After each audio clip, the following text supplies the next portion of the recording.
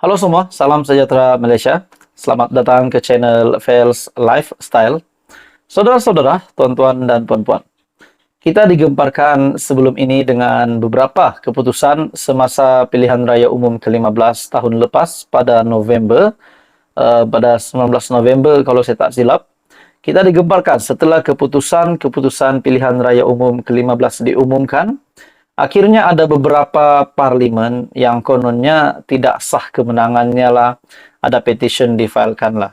Jadi yang terkini tuan-tuan dan puan semua, ini pasti jadi kejutan besar kepada seluruh Perikatan Nasional ataupun mungkin menjadi berita buruk kepada seluruh kepimpinan Perikatan Nasional Bersatu dan juga PAS sendiri, disebabkan Bersatu dan PAS adalah parti ataupun anggota komponen di dalam gabungan Parti Perikatan Nasional. Dalam satu keputusan mahkamah ini pasti menggemparkan Presiden Hadi Awang, Presiden PAS sendiri, dan juga Presiden Bersatu yaitu Tan Sri Muhyiddin Yassin sebagai pengurus CPN. Dalam satu artikel dari biharian.com, Mahkamah Persekutuan perintah petition pilihan raya Masjid Tanah Kemaman dibicarakan. Nah, adakah ini akan menyebabkan kerusi di Masjid Tanah dan juga di Kemaman? Kalau saya tak silap, kerusi Parlimen Masjid Tanah adalah Mas Ermiyati dari Bersatu, dan juga Kemaman pula, ahli Parlimen Kemaman adalah dari PAS sendiri. Nah, kedua-duanya adalah daripada Perikatan Nasional. Dalam artikel ini, Mahkamah Persekutuan memerintahkan dua petition pilihan raya yang difailkan untuk mencabar keputusan PRU 15 bagi Parlimen Masjid Tanah dan Kemaman dikembalikan ke Mahkamah Tinggi untuk perbicaraan penuh.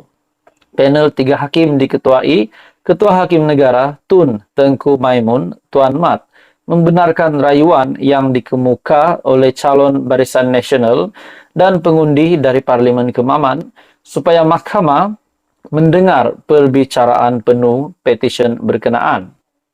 Tengku Maimun yang mengetuai panel terdiri daripada Hakim Mahkamah Persekutuan Datuk Seri Hasna Muhammad Hashim dan Datuk Nordin Hassan mendengar kedua-dua rayuan itu.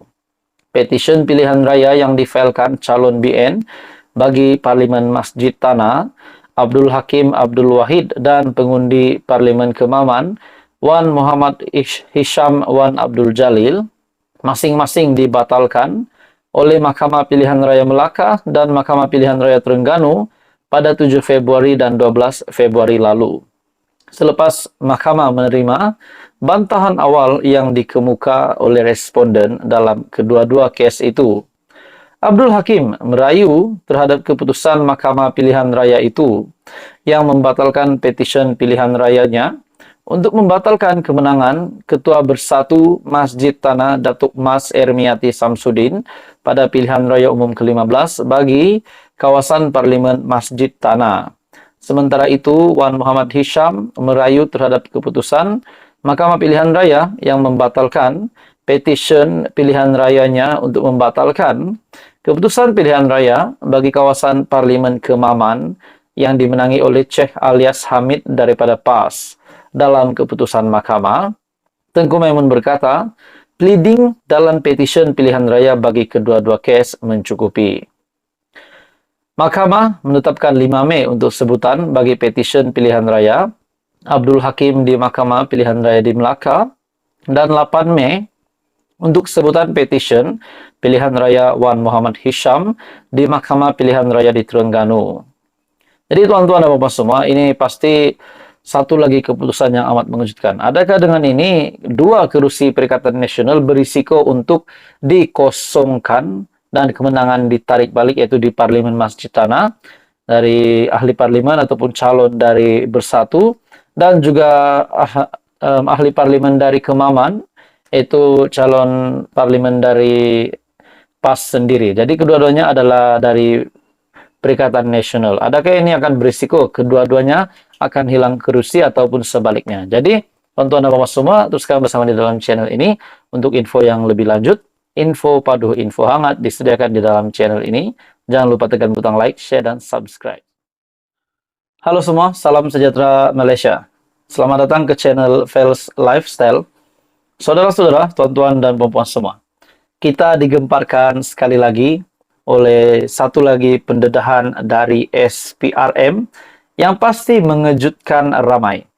Kita tahu sebelum ini Datuk Seri Anwar Ibrahim setelah menjadi Perdana Menteri, akhirnya kita dapat melihat kerja dari SPRM yang begitu agresif, begitu aktif buat pendedahan, buat penangkapan. Nah, yang mengejutkan sebelum ini juga bukan calang-calang orang yang ditangkap, yaitu Presiden Bersatu sendiri, bekas Perdana Menteri Muhyiddin Yassin, yang akhirnya telah berhadapan dengan 7 pertuduhan di mahkamah. Bukan itu saja, Muhammad Saiful Wadan juga telah didakwa menerima dan meminta rasuah. Begitu juga Presiden Bersatu sendiri, Muhyiddin Yassin. Jadi banyak saja tangkapan yang kita dengar lah. Hari ini tuan-tuan dan bapak semua, satu lagi pendedahan baru yang pasti membuat ramai panas telinga mendengar pendedahan ini. Dalam satu artikel dari hmetro.com.my, seorang lagi individu yang ditahan disebabkan rasuah. Nah, ini pasti menimbulkan kekecewaan kepada ramai orang, terutamanya kepimpinan Datuk Seri Anwar Ibrahim dan kepada Perdana Menteri Malaysia sendiri, Datuk Seri Anwar Ibrahim, yang kita dapat lihat beliau memang bersungguh-sungguh ingin membanteras rasuah di Malaysia. Nah, di dalam satu artikel, guru besar ditahan rasuah. Seorang guru besar ditahan SPRM, Suruhanjaya Pencegahan Rasuah Malaysia, selepas disyaki meminta dan menerima wang rasuah lebih RM10.000 tahun lalu.